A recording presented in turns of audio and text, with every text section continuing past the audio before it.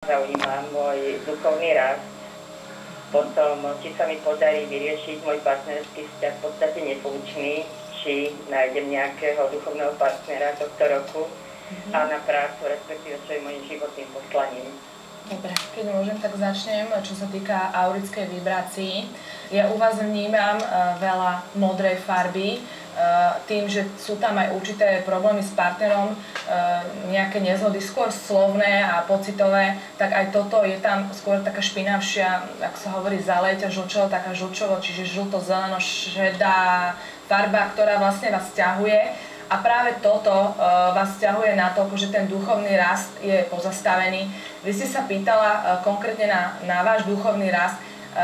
Prvý moment mi tam zasvietilo len trošička farba, ktorá mi hovorí o duchovnom raste. Je možné, že ste sa tomu venoval, ale len veľmi jemne, alebo sa tomu ešte chcete venovať. Ale ja môžem povedať, že z týchto farieb, ktoré tu vidím, je to zatiaľ je to ešte veľmi slabunké. Vy všetko zvládnete verbálnou komunikáciou, čiže to, čo budete rozprávať, a rozprávate veľmi dobre.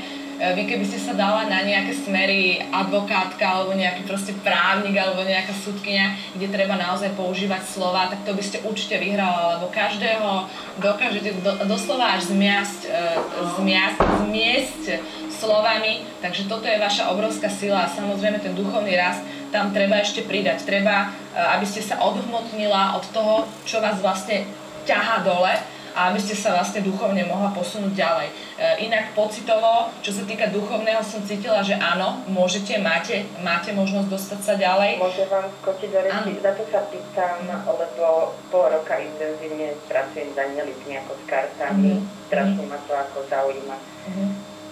No ako som vám povedala, máte tam určité ťažoby, ktoré vás ťahajú vlastne dole a to sú práve aj vzťahové problémy, to sú práve aj problémy s určitými ľuďmi, ktorí sú okolo vás. Je to v podstate všetko sa to týka zloby, závisti, nenávisti, nejaké negativity, ktorá vlastne brzdí tento váš vývoj. Ale to je normálne, lebo niekedy toho človeka nepustí ďalej, preto lebo jednoducho ešte nie je pripravený. To, čo ja tam momentálne vidím, je práve to, že ešte to nie je, je tam nejaká brzda proste, je tam ako taký nejaký iba záblesk tej farby, toho záujmu, ale to ešte nič neznamená. Tam potrebujeme, aby tam bol otvorený kanál, takže na tom samozrejme bude treba popracovať. Ale je to výborné, že pracujete s týmito kartami, alebo vlastne sa posúvate dopredu, takže je to veľmi dobré a meditujte čo najďalej, a teda čo najviac, hej, pretože je to veľmi dobré pre vás.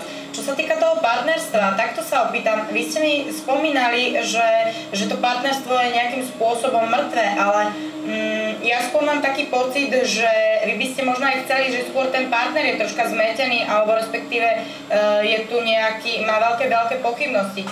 Je tu, by som povedala, komunikačný problém, ale komunikačný problém v tom zmysle, že on ako keby nechápal. Alebo respektíve možno ja nemám pocit, že by nechcel chápať, ale proste plný pochybnosti a nejakého strachu. Takže toto vidím ja v kartách. Do budúcnosti mohlo by to byť ešte zaujímavé celkom, ešte by ste sa mohli aj porozprávať, aj možno by ste ešte mohli byť spolu, ale je treba prehlbiť tú komunikáciu a povedať si, vysvetliť si, že v čom vlastne on nemá jasno. Keď ti môžem ešte k tomuto niečo dopovedať, tak ako som povedala, ja tu vnímam tú bledunko modrú farbu, čiže to je 5. čakra, ktorá je už teda veľmi, veľmi blízko aj k duchovnej, to znamená 6. 3. oku, alebo teda tej intuície, spiritualizmu. Títo ľudia, ale to sa týka konkrétne vás, ľudia, ktorí majú bledulinko modrú farbu, majú takú silu slova, že oni vlastne môžu používať silu slova ako meč, čiže ako zbraň, ale zároveň tým môžu aj ublížiť.